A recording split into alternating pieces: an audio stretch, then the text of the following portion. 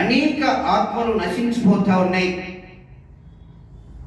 అసలు నశించిపోయిన దానిని ప్రభు యేసుక్రీస్తు వారు ఈ లోకానికి వచ్చారు.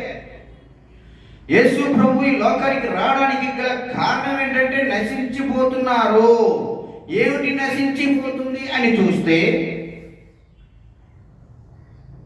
ఈ లోకంలో ఉన్నటువంటి ప్రతి బిడ్డ కూడా దేవుని ఆత్మను పొందుకొని వచ్చినటువంటి బిడ్డలు, దేవుని కృప వలన వచ్చినటువంటి బిడ్డలు.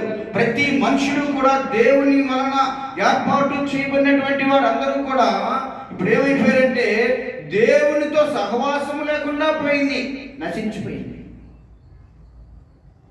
వాక్యం అదే కదా సెలవిస్తుంది. లోకసువార్త 19:10 ఏమని? నశించిన దానిని వెతికి రక్షించుటకు మనుష్య కుమారుడు వచ్చనని అతనితో చెప్పాను. హల్లెలూయా, హల్లెలూయా. నశించిన దానిని వెతికి రక్షించుటకు మనుష్య కుమారుడుగా ఈ లోకానికి వచ్చాడు. ఆయన ఈ లోకానికి వచ్చిన దినాన్ని మనం క్రిస్మస్ పర్వదినాలుగా స్వీకరించబడుతుంది. క్రిస్మస్ దినాలుగా స్వీకరించబడుతున్నాయి. అయితే మరి ఏంటి మనలో నశించిపోయిందని చూస్తే, దేవునితో సహవాసం మొదట నశించిపోయింది. హల్లెలూయా, హల్లెలూయా. ఏంటి దేవుడితో సహవాసం అని అంటే, యాక్చువల్గా మీరే కానీ నేనే కానీ సమస్త మానవాళ్ళే కానీ ఎవరి దగ్గర ఉండాలి? ఈ లోకంలో ఈ భూమి మీద ఉండాల్సినటువంటి వారి కాదు.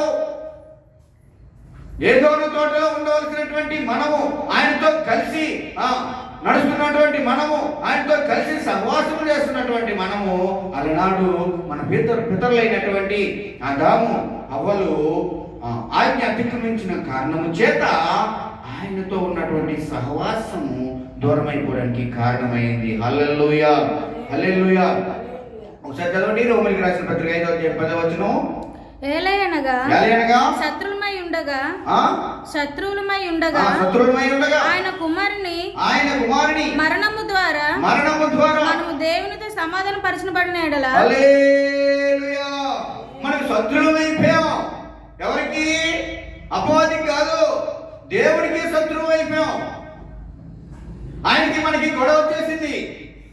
ఎందుకు ఆ గొడవ వచ్చింది, ఎందుకు ఆ శత్రుత్వం వచ్చింది అని చూస్తే, అరే నాయనా, నా స్వహస్తాలతో మిమ్మల్ని ఏర్పాటు చేశాను కదా, మరి నా దగ్గర మీరు ఉండాలి కదా, నా మాట మీరు వినాలి, ఏ క్రమము తప్పకూడదు అని ప్రభు మన దగ్గర నుంచి కోరుకున్నాడు తప్ప మన దగ్గర నుంచి ఇంకేం ఆశించలా. కానీ ఆయన కోరుకునే విధంగా మనము చేయలేకపోయాం. ఆయనకి మనకి